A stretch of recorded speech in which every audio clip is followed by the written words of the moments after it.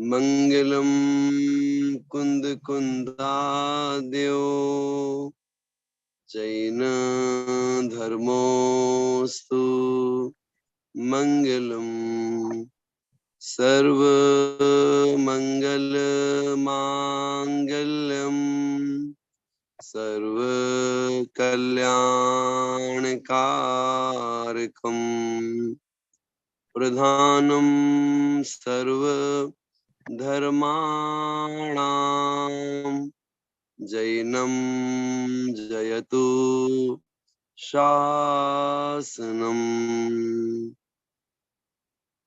रणमो अरिहंताणं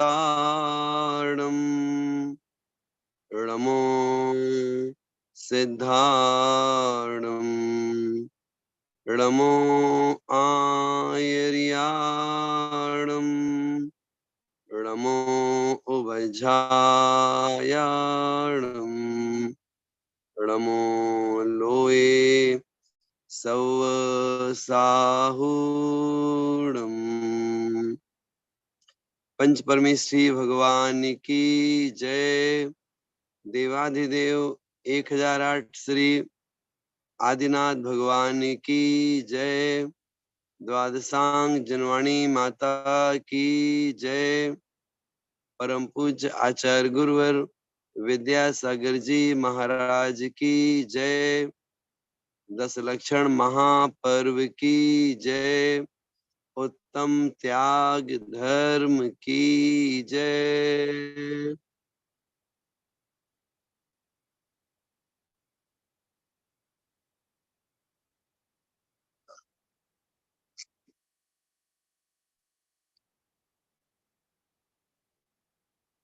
10 लक्षण पर्व में उत्तम त्याग धर्म हमें अंतरंग और बहिरंग दोनों ओर से त्याग की शिक्षा देता है। बहिरंग की अपेक्षा से अर्थात जो हम बाहरी साधनों के माध्यम से अपना जीवन जीते हैं, आवश्यकता से अधिक वस्तुओं का संग्रह करते हैं, तो उनके त्याग की अपेक्षा बहिरंग त्याग कहा जाता है। इसके साथ साथ में जब धर्म के मार्ग में, आत्म कल्याण के मार्ग में हम आगे बढ़ते हैं, तो फिर जो हमारी सारी आवश्यक चीजें हैं उनका भी त्याग करते चले जाते हैं। और ऐसा भी अवसर आता है कि बहिरंग वस्तुओं की अपेक्षा से एक सुई भी अपने पास नहीं रखते, उसका भी त्याग कर देते हैं। और अंतरंग की दृष्टि से त्याग की बात जब कही जाती है, तो त्यागे हुए पदार्थों के प्रति जो अहंकार छूटता है, ममकार छूटता है, कषाय भाव कम होती है, राग द्वेष कम होता है, वह अंतरंग की अपेक्षा से त्याग कहलाता है। ऐसे आचार्यों ने हमें बताया, वृक्ष हैं, फलों का त्याग करते हैं, गाय दूध का त्याग करती है, बादल पानी का त्याग करते हैं, और भी इस प्रकृति से प्रदत्त बहुत से उपहार हैं जिनको हम प्राप्त करके अपना जीवन जीते हैं और उन पदार्थों का त्याग भी कर देते हैं। आचार्यों ने इसकी परिभाषा लिखी। उमा स्वामी महाराज कहते हैं, अनुग्रहार्थम स्वस्याति सर्गोदानम। अनुग्रह के लिए अर्थात स्व और पर दोनों के उपकार के लिए अपने धन आदि का त्याग करना दान कहलाता है। अब इसमें स्व और पर दोनों का उपकार होता है। हाँ, जब हम दान और त्याग को पर्यायवाची मान के चलते हैं तो वहां पर इसकी चर्चा आ जाती है। जैसे हमने आपको बताया कि अनुग्रह के लिए अर्थात स्वपर कल्याण के लिए जो धन आदि का दान करते हैं वह त्याग कहलाता है, अथवा धन आदि का त्याग करते हैं वो दान कहलाता है। उस विषय को आचार्य पूज्यपाद महाराज ने लिखा। वो कहते हैं कि त्यागो दानम, अर्थात जो त्याग है वो दान कहलाता है। और ये 3 प्रकार का है। एक लिखा औषधि दान, दूसरा लिखा अभय दान, तीसरा लिखा ज्ञान दान। उन्होंने आहार दान, अभय दान और ज्ञान दान ये 3 लिखे उन्होंने। औषधि दान उन्होंने नहीं लिखा आचार्य पूज्यपाद महाराज ने। तो आचार्य श्री ने अपने प्रवचनों में इस बात को कहा कि जो औषधि दान है वह आहार दान में इंक्लूड हो जाता है, इसलिए औषधि दान को अलग से कहने की आवश्यकता नहीं है। तो 3 ही भेद उन्होंने किए और 4 भेद हैं ही हैं, ये आप समझते हैं। इसके साथ साथ में गृहस्थों की अपेक्षा से और मुनिराजों की अपेक्षा से इसमें भेद कैसा बनता है। तो जो गृहस्थ लोग हैं उनकी दृष्टि से वसतिका दान की चर्चा आती है कि हम वसतिका दान देते हैं। वसतिका अर्थात मुनिराजों के लिए रहने का स्थान, मंदिर के पास में ही धर्मशाला बनवा दी अथवा और ऐसे स्थान बना दिए जहां से साधु विहार करें, वहां आराम से वो रुक सकते हैं। तो गृहस्थ लोग वसति का दान देते हैं और मुनि महाराज जी हम सभी के लिए अभय दान देते हैं। ऐसे ही गृहस्थ लोग मुनि महाराज जी को शास्त्र प्रदान करते हैं, अर्थात शास्त्र दान देते हैं। और है तो जो मुनि महाराज जी हैं वे हम सभी के लिए ज्ञान दान प्रदान करते हैं। ऐसे करके आप पढ़ते होंगे, कहीं लिखा मिलता है वसति का दान, कहीं लिखा मिलता है अभय दान, कहीं लिखा मिलता है शास्त्र दान, कहीं लिखा मिलता है ज्ञान दान। तो इनमें क्या भेद है, किसकी अपेक्षा से क्या लगाना चाहिए, वो हमने आपके सामने संक्षेप में वो विषय रखा। जब दान और त्याग इन दोनों में थोड़ा सा अंतर करते हैं, दोनों में अंतर क्या हो जाता है, तो जो दान है वो हमेशा अच्छी वस्तु का किया जाता है। जैसे आहार दान है तो भाई अच्छा ही देंगे ना। लेकिन जो त्याग है, त्याग अच्छी और बुरी दोनों प्रकार की चीजों का किया जाता है। दान के लिए हमें पात्र की आवश्यकता होती है, हम किसी को देंगे। लेकिन त्याग के लिए पात्र की आवश्यकता नहीं है। जैसे आहार दान देना है तो सामने कोई होना चाहिए ना, उसको आहार दान देंगे। लेकिन हमें आहार का त्याग करना है अथवा रात्रि भोजन का त्याग करना है, तो रात्रि भोजन का त्याग करना है, आप कर दीजिए। अब ऐसा बोले वो कि हम त्याग कर रहे हैं रात्रि भोजन, कोई ले ले हमसे। नहीं नहीं, त्याग के लिए पात्र की आवश्यकता नहीं होती। जो दान है इससे पुण्य कर्म का बंध होता है, और जो त्याग है उसमें पुण्य बंध के साथ कर्मों की निर्जरा भी हुआ करती है। जो दान है वह व्यवहार धर्म के अंतर्गत आता है, और जो त्याग है वह निश्चय धर्म की अपेक्षा आता है। दान हमेशा अपनी वस्तु का किया जाता है, जिसमें स्वामित्व है, उसी का दान करेंगे ना हम। ये थोड़ी है कि किसी की दुकान में बैठे हुए हैं और कि मांगने वाला आया, उसकी गोलक से आपने 500 रुपये निकाल के दे दिए उसको, ऐसे नहीं चलेगा। इसलिए जो दान है वो हमेशा अपनी वस्तु का दिया जाता है। और जो त्याग है, त्याग आप किसी भी चीज का कर सकते हैं,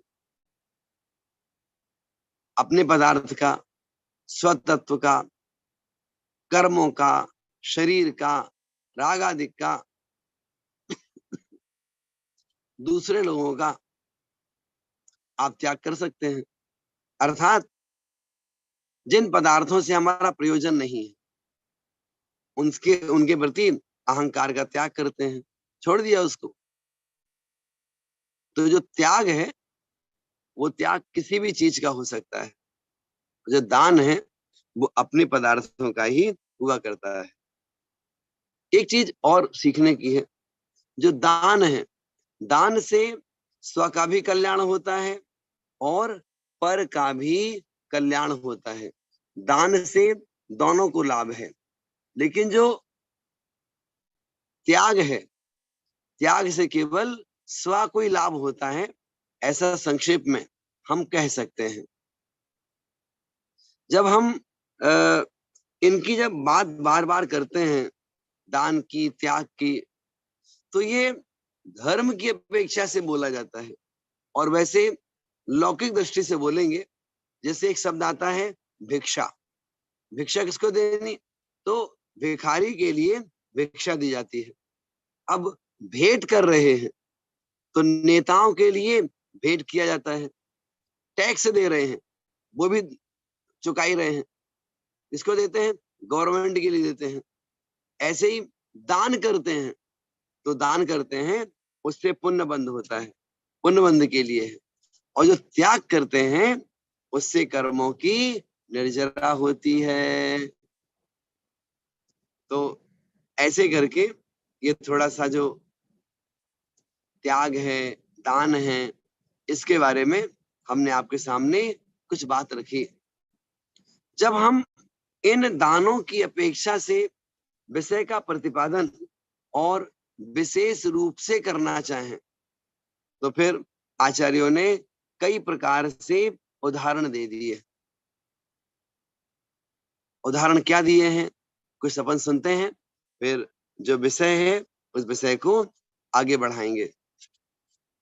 आप एक मुट्ठी चावल अपने घर से ले जाएं और ले जा करके भगवान के सामने जब हम चढ़ाते हैं, अपनी द्रव्य जो समर्पित करते हैं, ये क्या है? ये भी हमारी ओर से त्याग कहलाता है। ये इसके साथ साथ में अष्टद्रव्य आपने तैयार करी और उससे भगवान की पूजन आराधना कर रहे हैं, तो भी आपने उतने द्रव्य का त्याग किया। ये क्या है? ये इसमें पुण्यबंध भी होता है और कर्मों की निर्जरा भी होती है। क्योंकि भगवान जिनेंद्र के समीप बैठ करके पूजन आराधन करने से जो प्रवृत्ति होती है उसमें पुण्य का बंध होता है। और जो अंतरंग में त्याग का भाव आता है, उससे कर्मों की निर्जरा भी होती है। तो दोनों चीजें वहां पर यथा योग हमें अपनी बुद्धि और समझ के आधार पर लगा लेना चाहिए।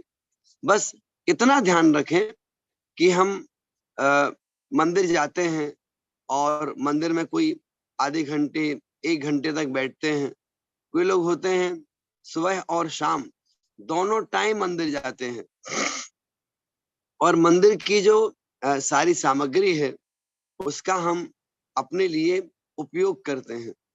तो उस मंदिर की सामग्री के उपयोग के एवज में हम मंदिर जी के लिए क्या प्रदान करते हैं? है ना? क्या हम उतना डोनेशन, उतना धन, उतनी चीज मंदिर के लिए दे पाते हैं क्या? अगर देते हैं तो बहुत अच्छी बात है। और कोई लोग अगर नहीं दे पाते हैं, नहीं देते हैं, तो उन्हें यह चीज प्रारंभ कर देनी चाहिए कि मंदिर में जी में जाकर जब अपने लिए जितना भी हम उपयोग करते हैं पदार्थों का, उतना हम मंदिर जी में डोनेशन दे देंगे। कई स्थान के लोग हैं जो यहाँ से हमारी बात सुन रहे हैं, तो सभी को इस बात का ख्याल रखना है और ख्याल रखना भी चाहिए। इसके साथ साथ में एक चीज और होती है, जो दान के स्थान होते हैं, आचार्यों ने उन दान के स्थान की चर्चा भी लिखी है कि हमें कहाँ पर वह दान करना चाहिए। सबसे पहले कहा उन्होंने कि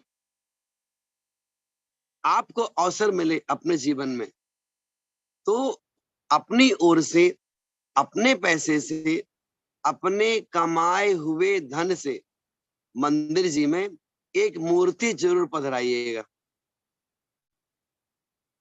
एक जिनालय में एक जिन प्रतिमा हम अपनी ओर से अवश्य ही वहां पर रखेंगे ही रखेंगे। कब रखेंगे? जब आपको अनुकूलता हो।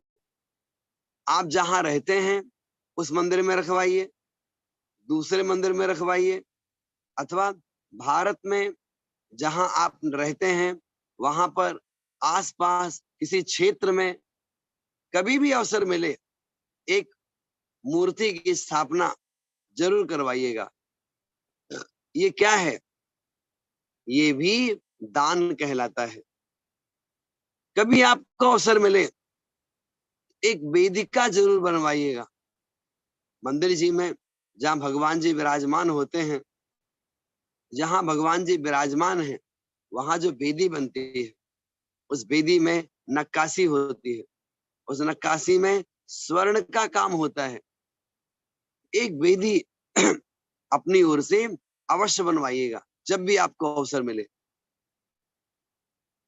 मंदिर जी में अष्ट प्रातिहारों की स्थापना करवाइएगा।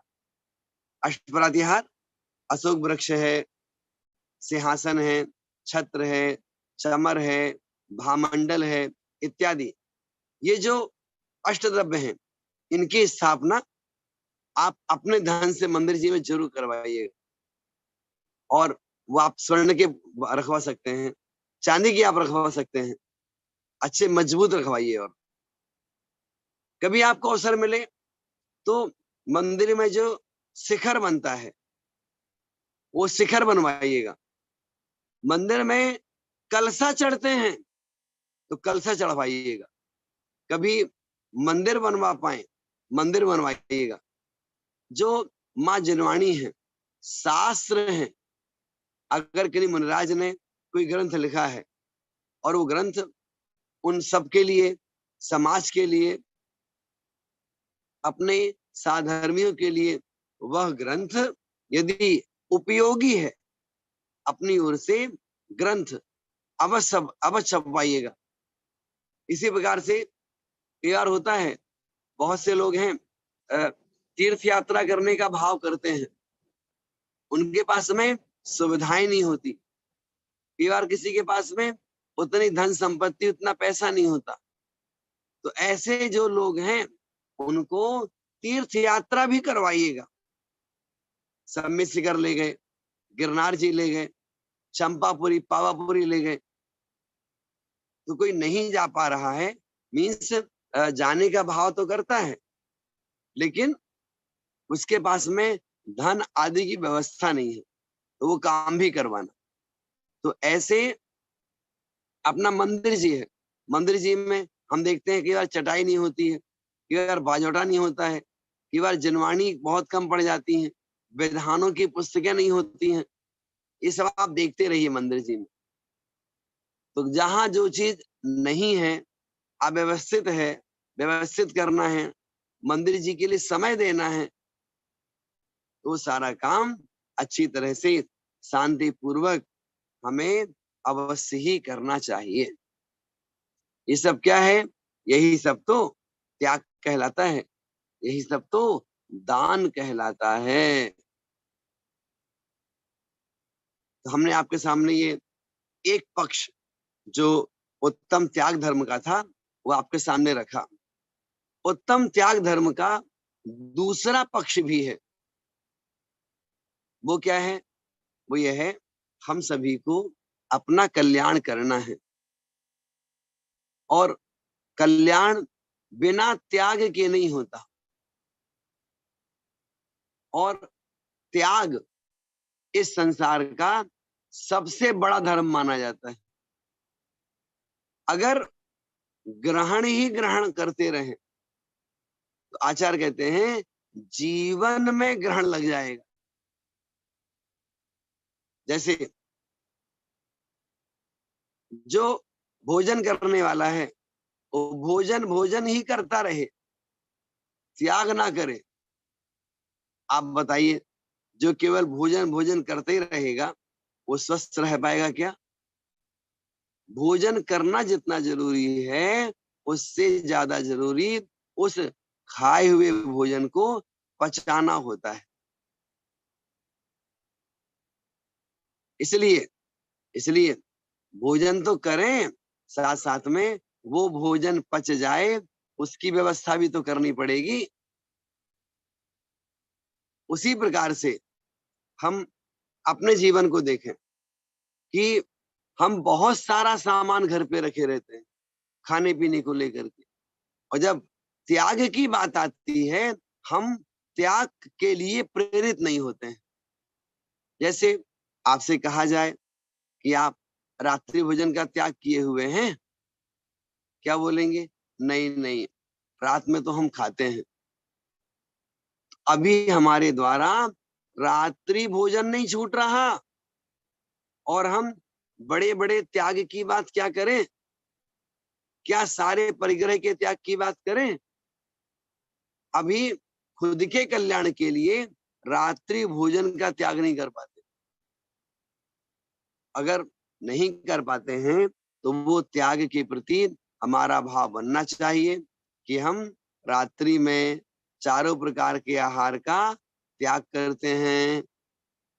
ना तो पानी पिएंगे, ना सौंफ सुपारी खाएंगे, ना रबड़ी खाएंगे, और ना ही जो अन्न है वो खाएंगे।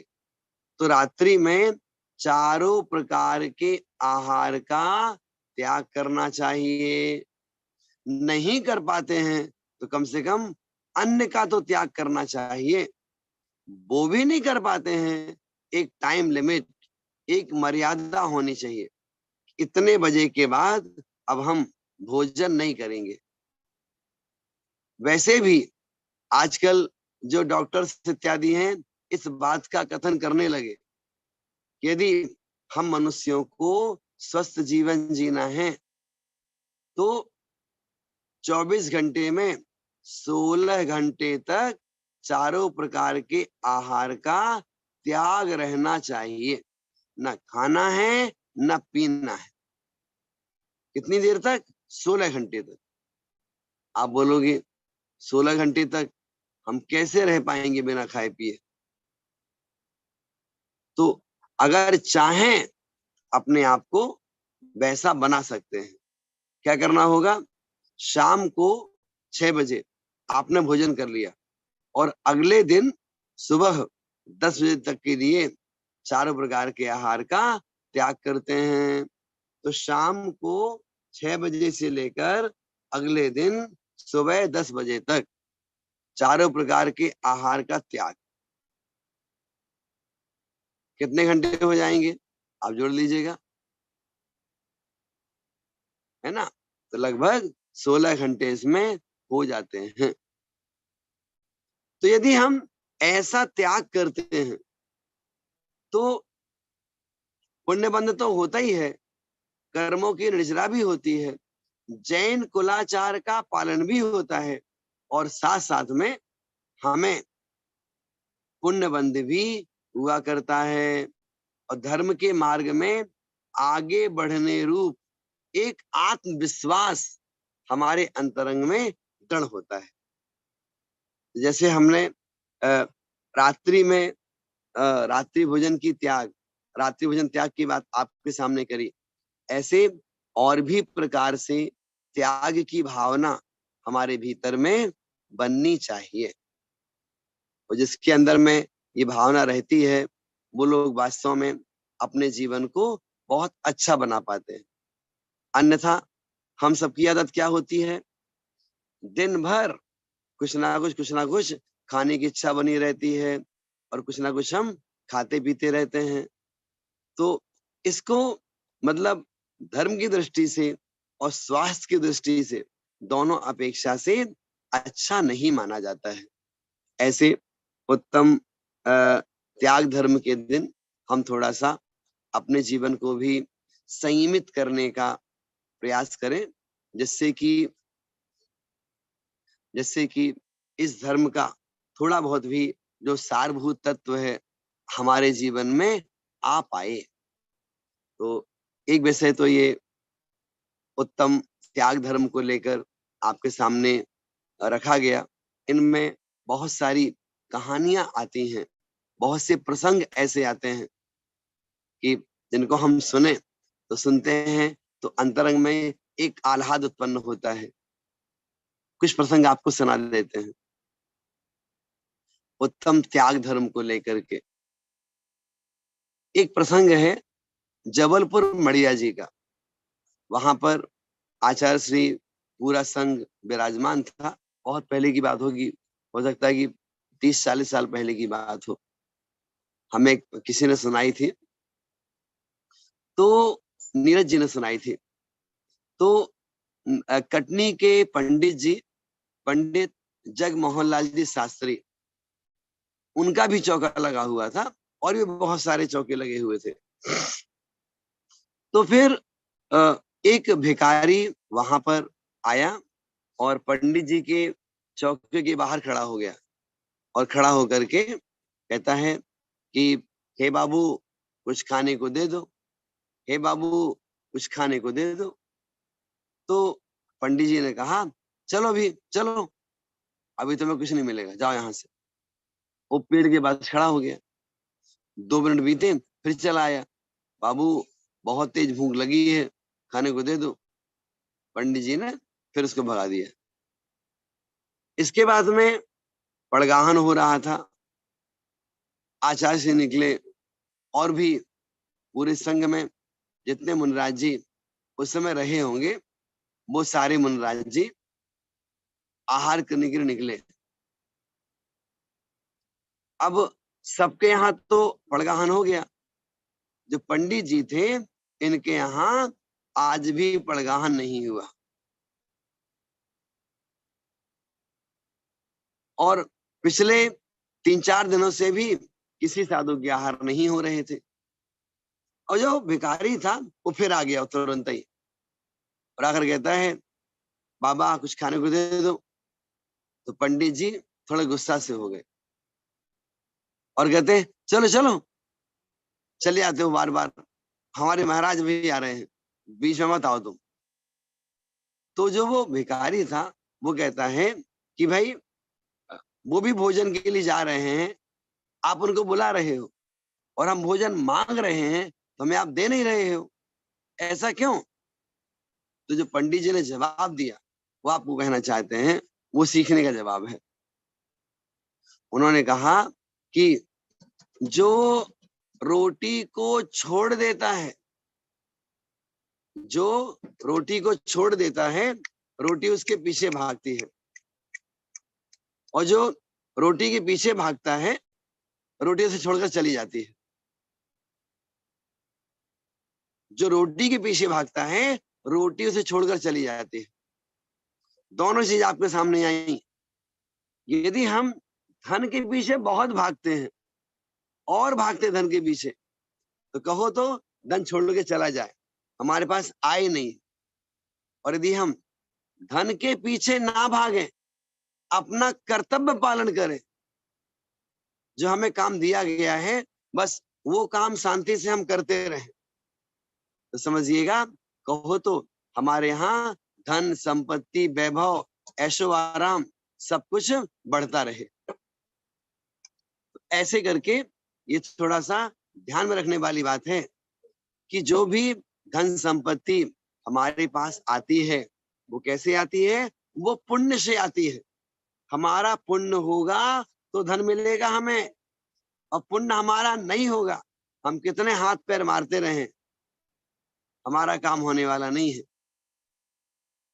इसलिए ये चीज हमेशा अपने ध्यान में रखिएगा कि बहुत ज्यादा इच्छाएं करने से, बहुत ज्यादा इच्छाएं करने से हमारा पुण्य कम होता है। और इच्छाएं ज्यादा मत करो, सहज शांत पवित्रता के साथ में अपना जीवन जियो, अपने आप सारी अनुकूलताएं होती हैं। इसलिए इच्छाएं कम पुण्य ज्यादा बढ़ेगा, इच्छाएं ज्यादा पुण्य कम होगा। और एक बात हमेशा बताई जाती है, यदि हमें इन चीजों की कमी है तो उसके लिए हमें क्या करना चाहिए, हमेशा दान करना चाहिए। दान करने से हमारा पुण्य बहुत ज्यादा बढ़ता है,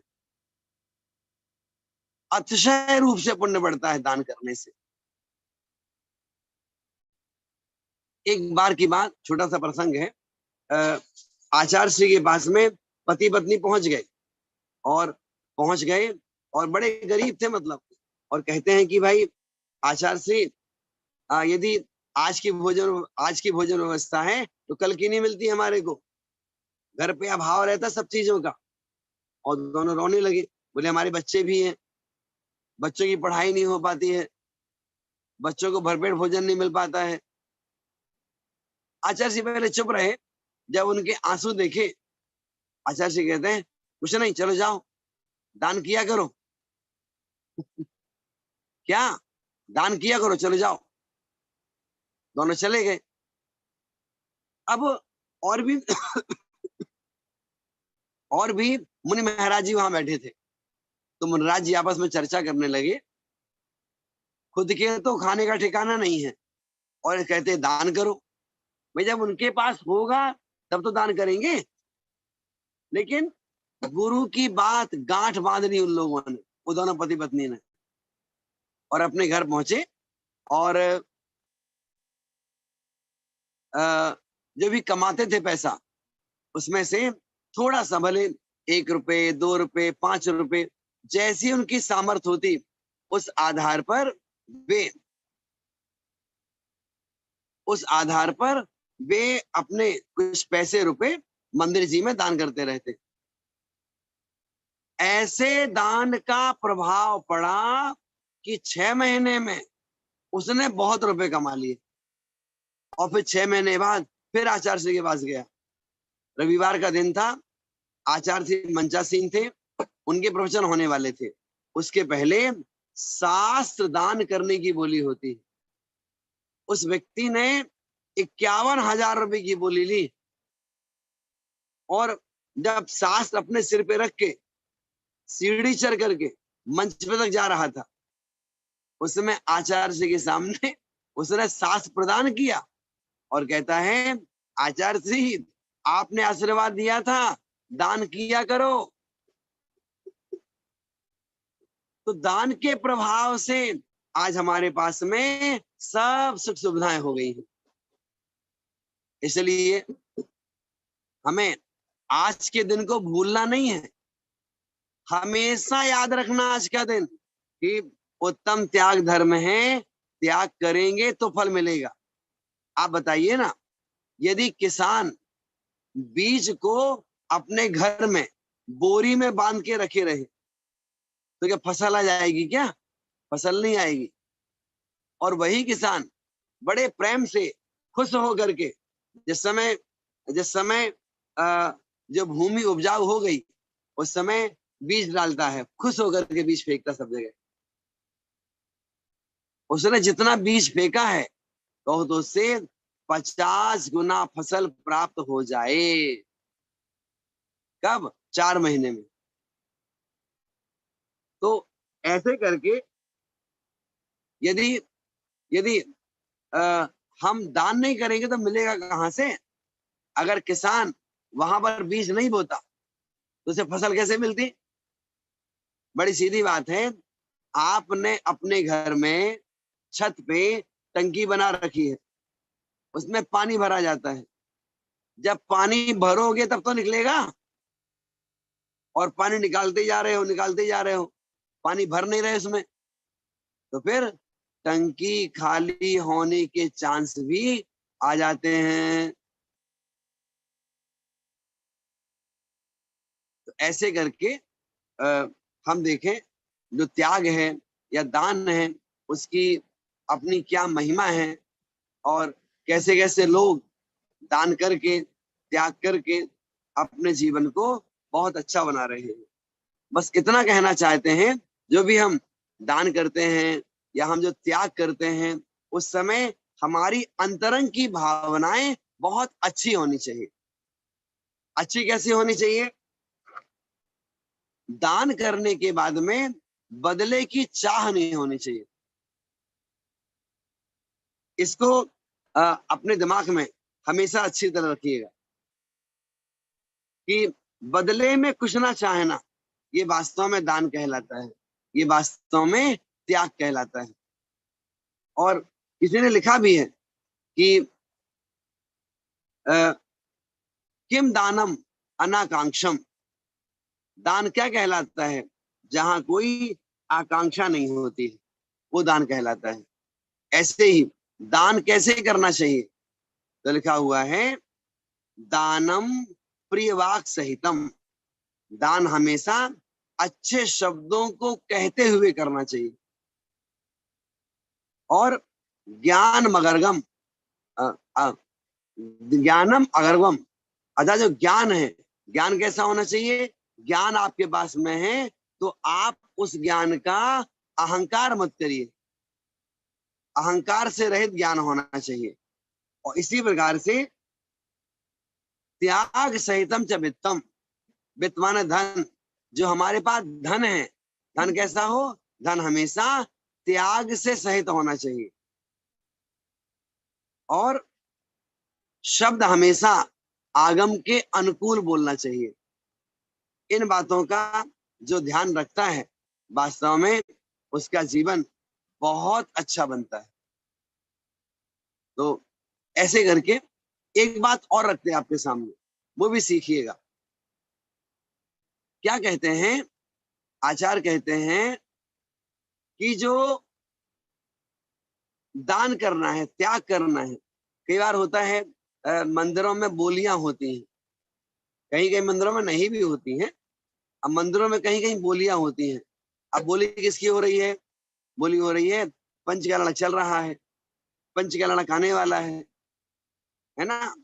तो पंच कल्याणक है या बड़ा अनुष्ठान होने वाला है, उसमें अब मुनराज विराजमान है और बोली लग रही है। अब किसी ने कहा 11 लाख रुपए, 15 लाख रुपए, 20 लाख रुपए, 21 लाख रुपए, तो भावावेश में आकर के किसी ने बोली ले ली और व्यक्ति घर पहुंचा। घर पहुंचा कहो तो उसके भाई हैं, उसके पिताजी हैं, उसको डांटना शुरू कर दें, उसको चिल्लाना शुरू कर दें, तुमने बोली कैसे ले ली इतनी महंगी, इतनी इतनी बड़ी बोली नहीं लेनी चाहिए थी, कुछ भी कहते रहे। हम मान रहे हैं वो धनवान हैं, उनके पास में अभी तुरंत पैसे देने की समर्थ है। यदि उसके बावजूद भी वो कंजूसी करे और कहे नहीं नहीं हमें नहीं देना अब तो पैसा, पैसा ना दे दान का, तो इसको आचार्यों ने बहुत गलत कहा है। क्योंकि आपके नाम से वहां काम शुरू हो गया मंदिर जी में, और आप कहते हो हम रुपए नहीं देंगे हम, तो कोई कुछ नहीं पाएगा। लेकिन यह है एक व्यवहारिकता है, व्यवहारिकता ऐसे में खत्म हो जाती है। इसलिए यदि आपने दान के लिए कहीं भी पैसे बोले हैं या कोई बोली ली है, तो वो पैसा आपको समय पर चुका देना चाहिए।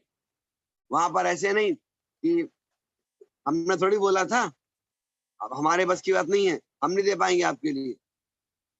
ऐसे करके इन चीजों को मना नहीं करना चाहिए। अच्छे मन से हो तो देना है, बुरे मन से हो तो भी देना है। तो इस प्रकार से हमने ये थोड़ी बात आपके सामने रखी है। अब जो दूसरा प्रसंग है, वो प्रसंग 16 कांड भावनाओं का है। तो 16 कांड भावनाओं में हम देखें, 15वें नंबर की भावना हमें पढ़नी है। देखो समय कैसे व्यतीत होता है।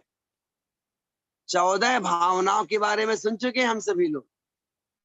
अब 15वीं भावना आपके सामने आ रही है। इसमें इसका नाम है मार्ग प्रभावना। अब बोलोगे आप कि मार्ग किसको बोलते हैं? तो जहां पर लोग चलते हैं, जहां लोग आते जाते हैं, वो मार्ग कहलाता है। तो कैसे आते जाते हैं?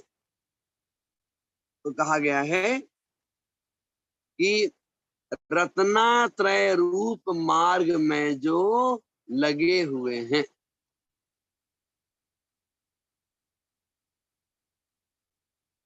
तो वो मार्ग कहलाता है। और मार्ग प्रभावना, उस मार्ग में लगे होने के कारण से, जो उनके निमित्त से धर्म का प्रकाश होता है। जैन धर्म के बारे में लोग समझते हैं, जैन धर्म की चर्चाएं चारों तरफ होने लगती हैं, वो कहलाता है मार्ग प्रभावना। इसका मतलब क्या हुआ? बहुत सारे प्रसंग हैं, जितना हम सुन पाए कह पाए उतना आपके सामने विषय रखते हैं।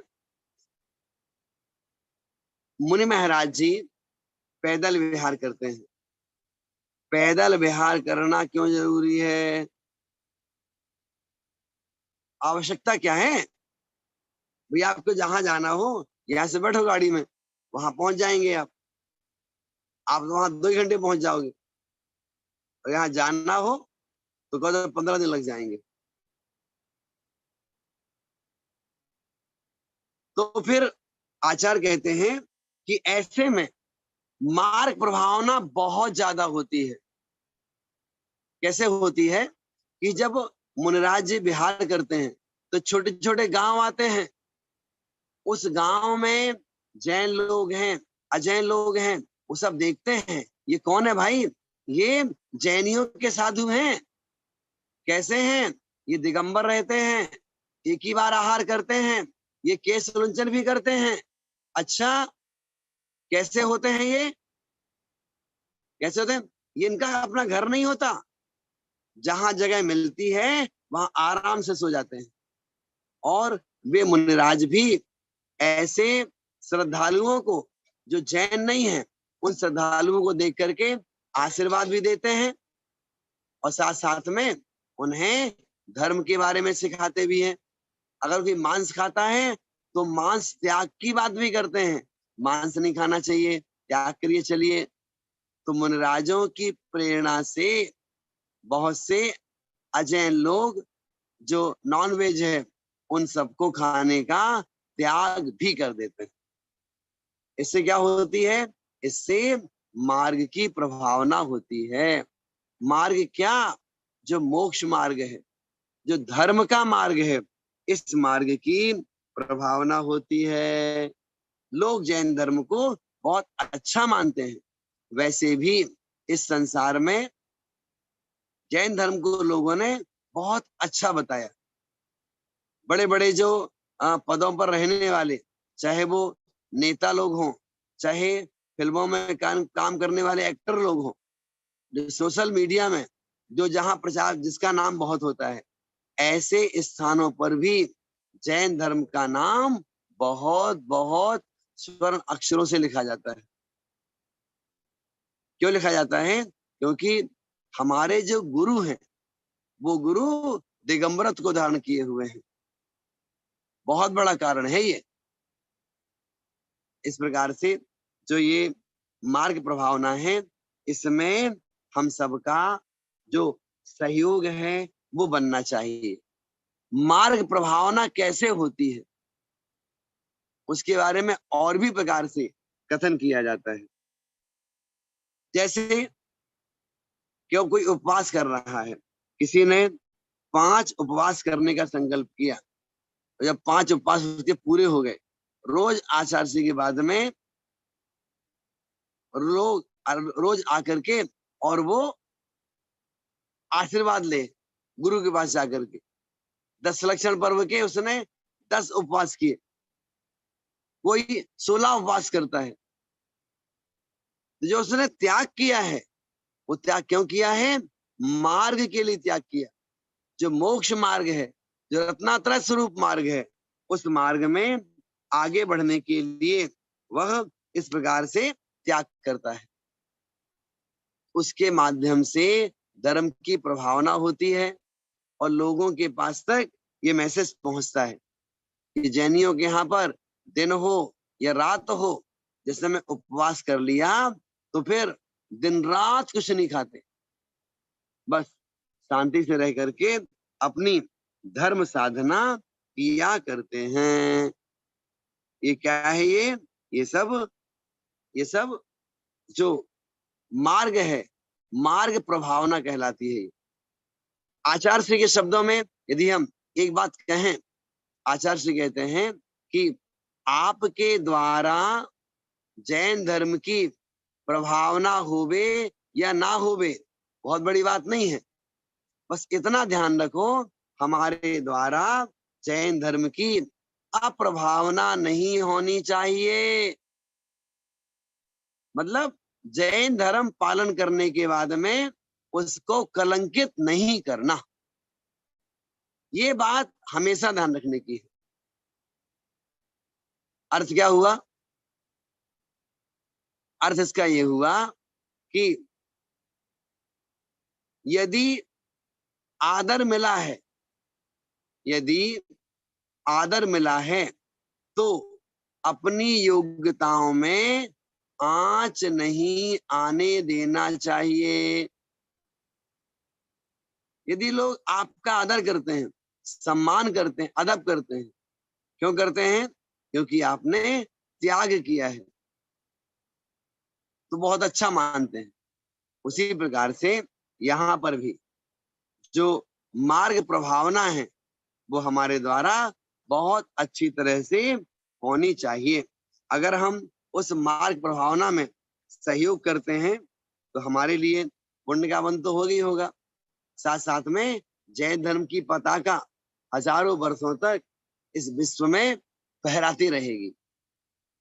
और जैन धर्म तो वैसे भी हमेशा से चल रहा है और हमेशा चलता रहेगा।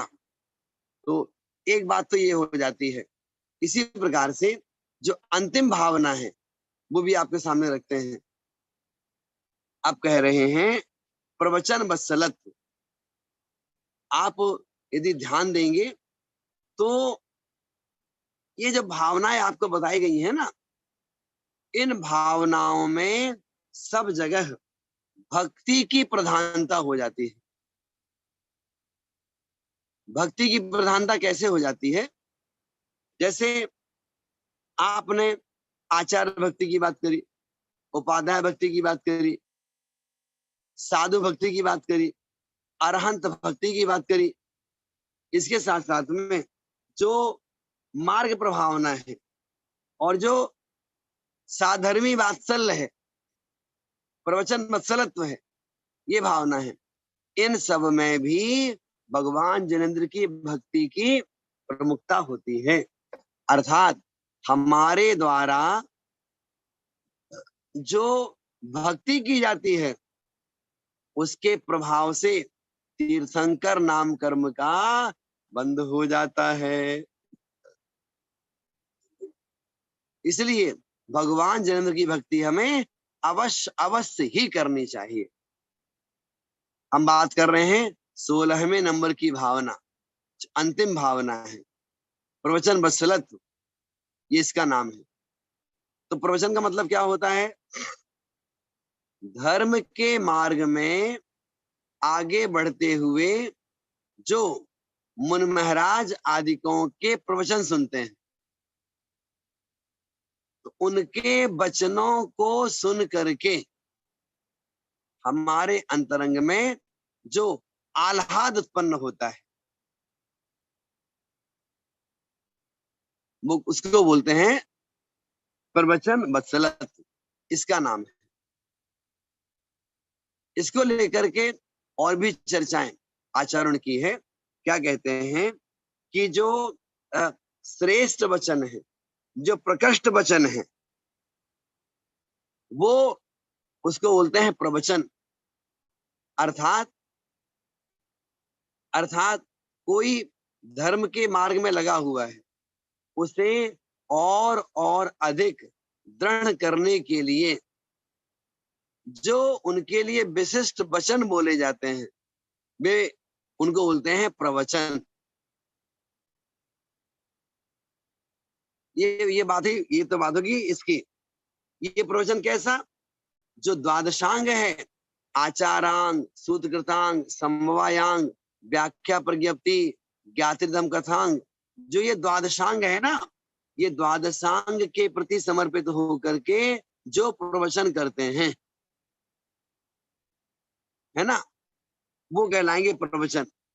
फिर बात करते हैं वात्सल्य की। वात्सल्य की बात सीखने योग्य है। कैसे सीखने योग्य है?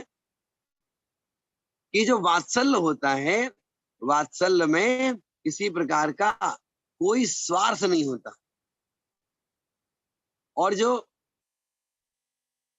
मोह का भाव होता है, तो मोह के भाव में स्वार्थ जुड़ा हुआ होता है। जैसे कि वात्सल शब्द है, तो वात्सल शब्द को लेकर के मेरी भावना भी पंक्ति आ रही है। वहां क्या लिखा हुआ है? फैले प्रेम परस्पर जग में, मोह दूर ही रहा करे। तो प्रेम तो फैले और मोह दूर रहे। तो जो प्रेम फैले, इसका मतलब क्या हुआ? इसका मतलब ये हुआ कि प्रेम तो उसमें स्वार्थ नहीं होता प्रेम में, और मोह दूर ही रहा करे। मोह में स्वार्थ निहित होता है, इसलिए प्रेम फैले और स्वार्थ दूर रहे। और आचार्यों ने एक बात और सिखाई, जो ये वात्सल्य है ना, ये वात्सल्य है, तो वात्सल्य ये छायोसमिक भाव है, और जो राग है अथवा स्नेह है, वह औदिक भाव है। इसलिए हमारे जीवन में वात्सल्य होना चाहिए। वात्सल्य क्या है? वात्सल्य गुण है, और वो कर्म के क्षयोपशम से प्राप्त होता है। और जो घर परिवार के प्रति राग भाव होता है, पर वस्तुओं के प्रति जो राग भाव होता है, वो सब धीरे धीरे धीरे कम हो जाना चाहिए। और जिनका ये जो रागादिक परिणाम है कम होता है और वात्सल्य बढ़ता है, उनका जीवन अच्छा बीतता है। वात्सल्य में प्रति उपकार की भावना नहीं है, लेकिन जो स्वार्थ है, स्वार्थ में प्रति उपकार की भावना होती है। प्रति शब्द क्या है? प्रति उपकार। इसका अर्थ क्या? इसका अर्थ ये है, हमने आपका काम किया, लेकिन हमें आपसे कुछ नहीं चाहिए। ऐसी जो इच्छा बनी, ऐसी जो भावना बनी, ये क्या हुआ? प्रति उपकार की भावना जहां पर नहीं रहती है। अर्थात हम आपका काम कर देते हैं, आप हमारा काम कर दीजिए, ऐसे हमारे यहाँ पर नहीं चलता है। चलता भी है तो वो अलग प्रकार से विषय रहता है उसका। अब देखो, वात्सल्य को लेकर के एक बहुत बड़ा उदाहरण हमारे यहाँ पर हमेशा पढ़ने को मिलता है। किसका मिलता है? वो मिलता है गाय का और बछड़े का। आज भी आप गाय और बछड़े को देखिएगा तो वो बछड़ा अपनी गाय का दूध पी रहा है वो, और है तो वह जो गाय है, वह जो गाय है अपने बछड़े के प्रति निस्वार्थ प्रेम रखती है। उसे पता है, उसे पता है कि जैसे ही बेटा ये 19 साल 20 साल का होगा वैसे ही घर छोड़ के चला जाएगा। उसके बावजूद भी उनके अंदर में वो जो स्नेह भाव है वो बना रहता है। ऐसे करके जो ये माँ जनवाणी के बताया गया जो मार्ग है, जिसे बोलते हैं प्रवचन वत्सलत, ये जो भावना बनती है, ये जो भावना बनती है, ये गाय का जैसे हम उदाहरण आपको दिया, अपने बछड़े से वो अकृत्रिम प्रेम करती है।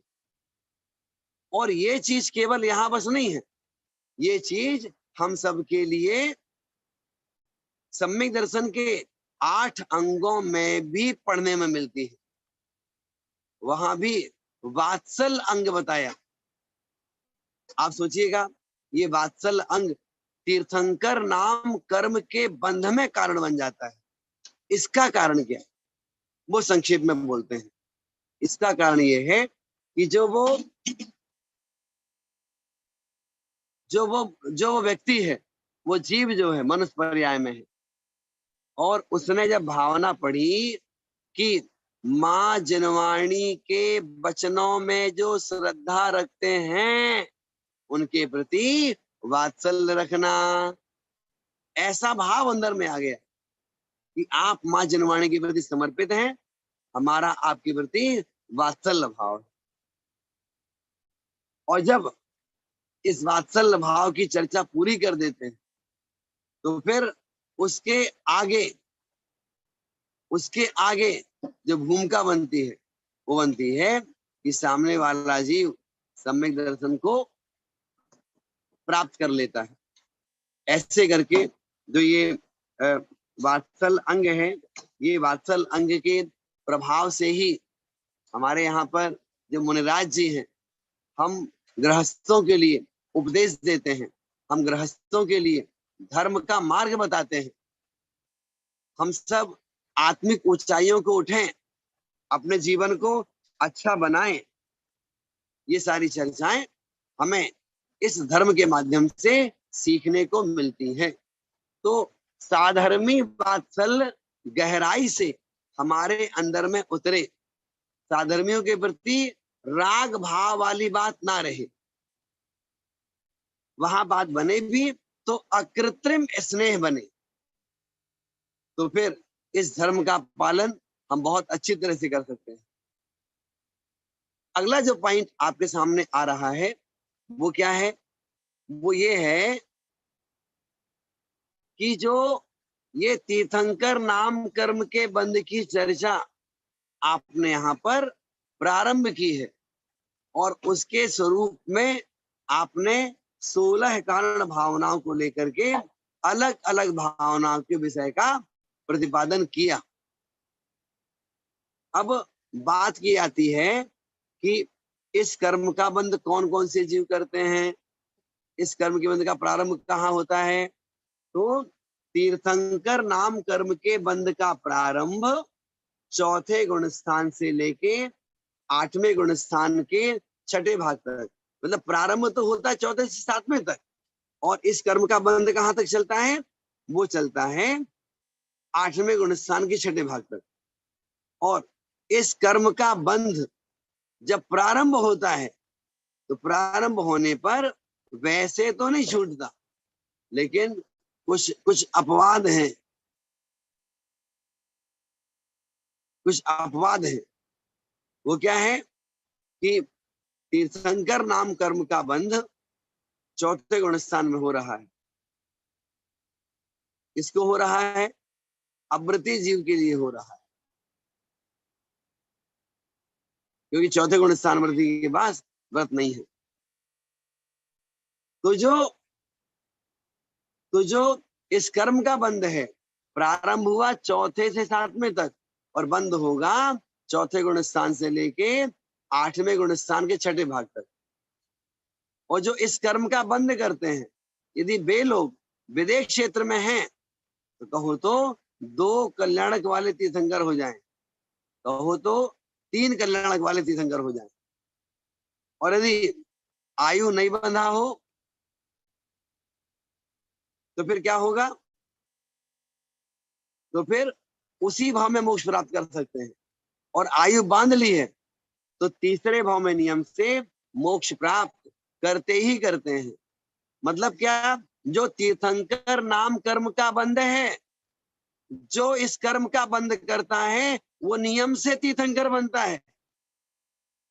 जैसे कि आयु कर्म है, आयु कर्म हमने बांध लिया तो नियम से अगले भाव में जाना ही होता है। हाँ, आप मुनि महाराज जी बन गए और आपने मतलब मुनिराज जी बन गए और आपने तीर्थंकर नाम कर्म का बंद किया, तो कहो तो 2 कल्याण वाले तीर्थंकर बन जाए विदेश क्षेत्र में। और यदि तीर्थंकर नाम कर्म का बंद करने के बाद में आयु पूरी हो गई, देवगति में चले गए, तो देवगति में पहुंच करके वहां भी इस कर्म का बंध होता रहता है। इस कर्म का फल कब प्राप्त होता है? इस कर्म का उदय कब आता है? तो फिर आचार्य कहते हैं इस कर्म का उदय 13वें गुण स्थान में आता है। कब? जब वो जीव 4 घातिया कर्मों का क्षय करके अरहंत अवस्था को प्राप्त होते हैं। अरहंत अवस्था में उस कर्म का उदय आता है, उसके पहले नहीं आएगा।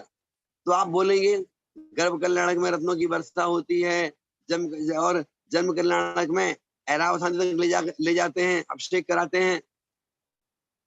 ये सब क्या है फिर? ये कर्म का उदय नहीं है। ये आप कह लो यश कीर्ति कर्म का उदय है, सुभग नाम कर्म का उदय है, इतना कह लीजिए, कहने में कोई बाधा नहीं। तो इस प्रकार से हमने इसके बारे में सीखा। अब इसके सिद्धांतों को लेके और भी चर्चाएं आती हैं। इस कर्म की सत्ता कहाँ से कहाँ तक होती है, कितने गति वाले जीव इस कर्म का बंद करते हैं, और इस कर्म का बंद करने वाले जब इनकी दिव्य कीर्ति है उसकी क्या विशेषता होती है। ऐसी बहुत सारी चर्चाएं हैं, वो आपके सामने हम कल करेंगे।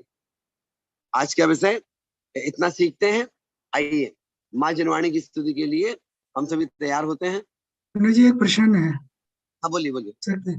प्रश्न यही, जैसे अभी आपने बताया विदेश क्षेत्र में है और 2 कल्याणक वाले तीर्थंकर हैं, उसी भव से मोक्ष जा रहे हैं जी। अब उसी भव से मोक्ष जा रहे हैं, तो हाँ, उनका भी क्या समस्वरण लगता है? बिल्कुल लगता है। देखो, आपने सुना है ना, विदेश क्षेत्रों में 2 कल्याणक वाले और 3 कल्याणक वाले भी होते हैं। आपको सुन के आश्चर्य होगा, प्रसंग आपको बताते हैं। विदेश क्षेत्र में कोई मुनिराज जी हैं और अच्छी साधना कर रहे हैं, बहुत अच्छी साधना कर रहे हैं वो, और उन्होंने 16 कारण भावना भाई, वो ऑलरेडी शाही समय दृष्टि थे, और उन्होंने 16 कारण भावना भाई अंतर मुहूर्त तक भावना भाते रहे और आत्मस्थ हो गए, और उन्होंने अंतर मुहूर्त में केवल ज्ञान की प्राप्ति कर ली। उनको कितना वैभव मिलेगा?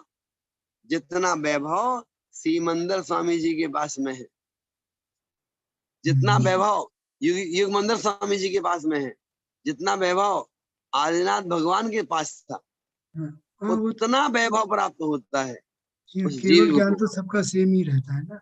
कैसे बोलिए? अगर केवल ज्ञान हुआ है तो वो तो सेम ही रहेगा सबका। देखो, केवल ज्ञान सेम रहेगा, विशेषता क्या होगी? विशेषता ये होगी कुबेर के द्वारा समव शरण की संरचना की जाएगी। जी हाँ, समझ रहे हैं ना? जी हाँ, जी हाँ। ये क्या? और समोसन कितना बड़ा? 12 योजन प्रमाण का। वही तो हमने कहा कि सीमंदर स्वामी की जैसी व्यवस्था थी, जितना वैभव इनके पास में था वो सब प्राप्त होगा। कितनी देर बंद किया? अंतर मुहूर्त बंद किया, केवल अंतर मुहूर्त काल तीर्थंकर नाम कर्म के बंद के प्रभाव में इतना सारा कार्य हो जाता है। और कोई गृहस्थ में रह करके इन भावनाओं को भाता है, विदेश क्षेत्र में है, तो उसके फिर 3 कल्याणक होंगे। एक तप कल्याणक होगा, फिर ज्ञान कल्याणक होगा, फिर मोक्ष कल्याणक होगा। ठीक है ना? चलिए, वो पहले 9 बार जप कर लेते हैं। ओम ह्रीम अरहम श्रीम उत्तम त्याग धर्मंगाय नमः। ओम ह्रीम अरहम श्रीम उत्तम त्याग धर्मंगाय नमः। ओम ह्रीम अरहम श्रीम उत्तम त्याग धर्मंगाय नमः। ओम ह्रीम अरहम श्रीम उत्तम त्याग धर्मंगाय नमः। ओम ह्रीम अरहम श्रीम उत्तम त्याग धर्मंगाय नमः। ओम ह्रीम अरहम श्रीम उत्तम त्याग धर्मंगाय नमः। ओम ह्रीम अरहम श्रीम उत्तम त्याग धर्मंगाय नमः। ओम ह्रीम अरहम श्रीम उत्तम त्याग धर्मंगाय नमः।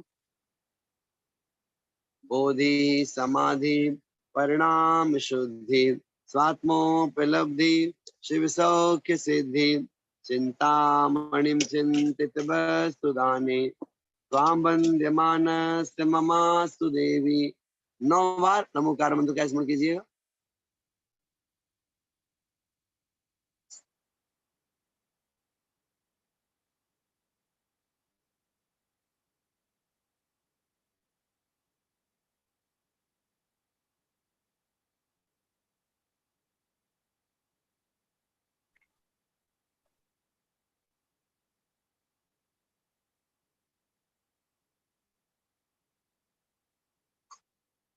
द्वादशांग जिनवाणी माता की जय हो। परम पूज्य आचार्य गुरु विद्यासागर जी महाराज की जय हो। जय जिनेन्द्र। जय जिनेन्द्र सभी को। जय जिनेन्द्र सभी जय को। जिनेन्द्र पंडित जी। जय जिनेन्द्र पंडित जी। जय Jinendra.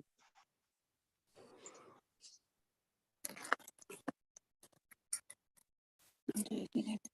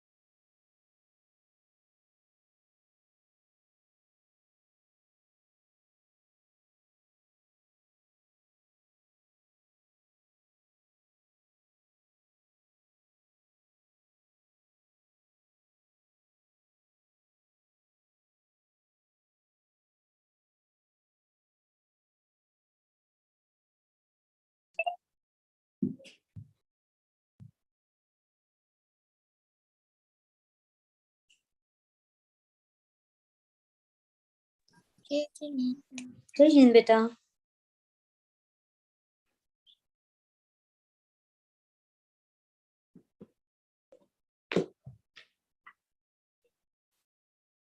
Let's begin with Namokar mantra before everyone comes in. Let's wait another minute, a couple of minutes to let them join. Then I'll start the recording.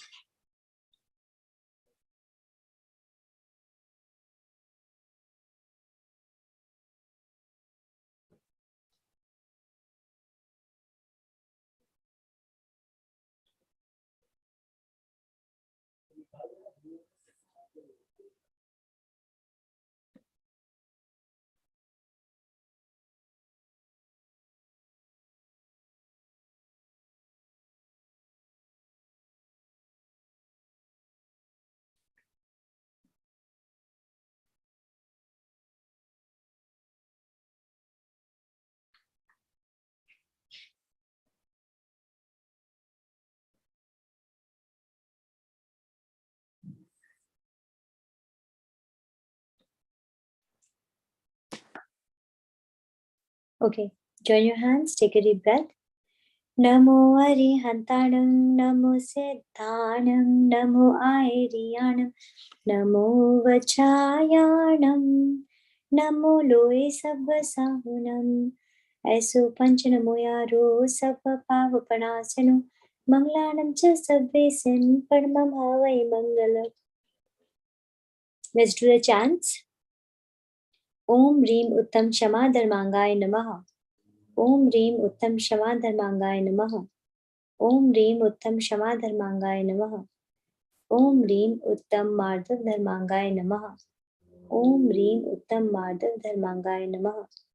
Om Reem Uttam Madhav Dharmangai Namaha. Om Reem Uttam Arjav Dharmangai Namaha. Om Reem Uttam Arjav Dharmangai Namaha. Om Reem Uttam Arjav Dharmangai Namaha. Om Reem Uttam Shosh Dharmangai Namaha. Om Reem Uttam Shosh Dharmangai Namaha. Om Reem Uttam Shosh Dharmangai Namaha. Om Reem Uttam Satya Dharmangai Namaha. Om Reem Uttam Satya Dharmangai Namaha. Om Reem Uttam Satya Dharmangai Namaha. Om Reem Uttam Sanyam Dharmangai Namaha. Om Reem Uttam Sanyam Dharmangai Namaha. Om Reem Uttam Sanyam Dharmangai Namaha. Om Reem Uttam Tab Dharmangai Namaha. Om Reem Uttam Tab Dharmangai Namaha. Om Reem Uttam Tab Dharmangai Namaha. Om Reem Uttam Tyag Dharmangai Namaha. Om Reem Uttam Tyag Dharmangai Namaha. Om Reem Uttam Tyag Dharmangai Namaha. Okay, so I'm starting the recording now. Vivan, please turn on your video. Agamya, turn on your video. Okay, Jai Jinesh, everyone. So today we are going to take a lead from our last conversation. I'm trying to conclude here a few things.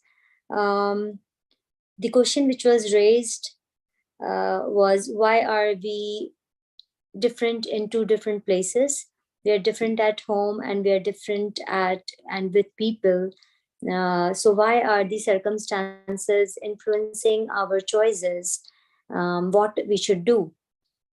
And another thing is, someone said maybe it is a fear factor, that we are fearful of others, that we want to prove to themselves that we are better off, and we are fearful of their opinions and judgments about us. So that may lead us to make different choices in different places. I had put forward a statement where I said that maybe it is our unconscious state of mind which is making us not react to taken for granted things. When we take for granted, then we are in an unconscious state and we just keep on doing who we are actually. But when it is about a conscious decision making in front of other people, because we want to affect their opinion about us, so we make certain choices to be nice, to be better, to be kinder than we actually are. And so that's why the circumstances and our fear inside us of rejection, our fear of appreciation, our want of appreciation is influencing our decisions. And then we took the story yesterday, which was about the cup which was thrown away in the end, and later on it understood that the true values of the sweet inside the cup and not of the cup itself. So we all discussed about it yesterday, where we said the cup is our image that we are creating in the outside world. The cup is our relate all the things that relate to our body, the decoration of the body, the image, the status, the things that we possess, all that make us up altogether. This is what is the cup, which is holding what? The virtuous soul. And once this virtuous soul is out of the body, this body and this image that we are creating amongst others has got absolutely no value. The soul will carry its own value to another space. But here and now, only dead body will remain, or only the cup, which has got absolutely no value. Nobody's going to ask for it, is going to remain. And we think that we are being asked for because of how beautiful we look. We are being asked because how intelligent we are. We are asked because how much status and how much possessions, the house, the car, the things that we possess, all these make us up. And now from the story, it's pretty much evident that none of these have any effect on the soul, and on our complete image. The complete image is actually formed by what kind of soul we truly are. And who really knows about this? Nobody knows about this except for us. That's the biggest secret here. No matter how much we try to act in the outside world, but we always know within us how truthful we are, right? Everyone agrees with me? We always know in any moment how truthful we are. Even when we are trying to act kindness, we know in our heart that it is an act of kindness.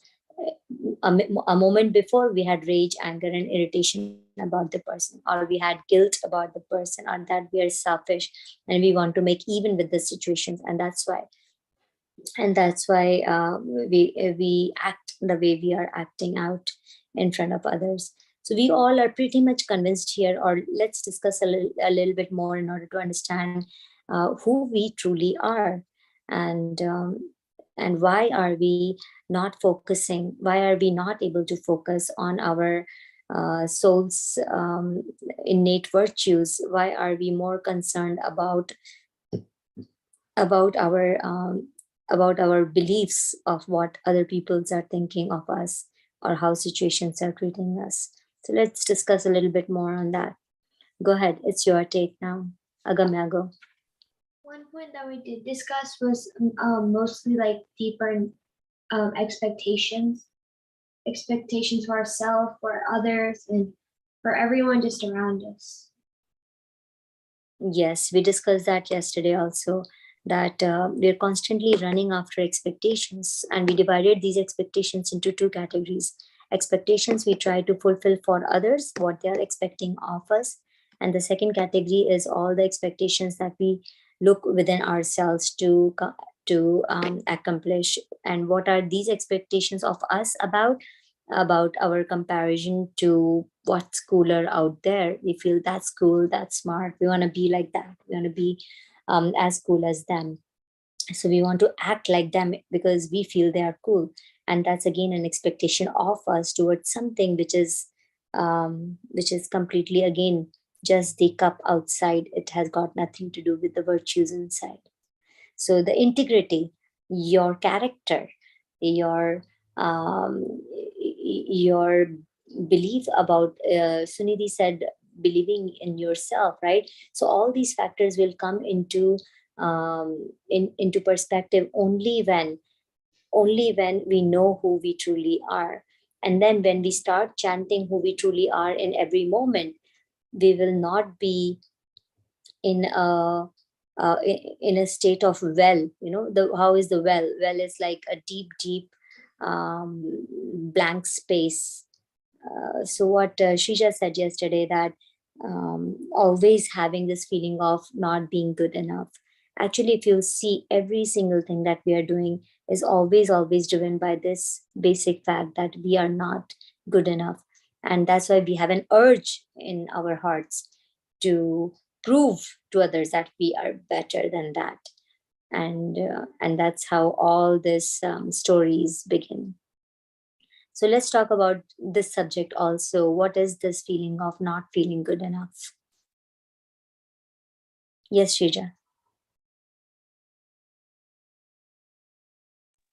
So it's basically like when you don't feel good enough, it's like you think that you could do a lot better and you feel like you're not satisfied, and you are disappointed and not satisfied with what you've done so far or who you are as a person.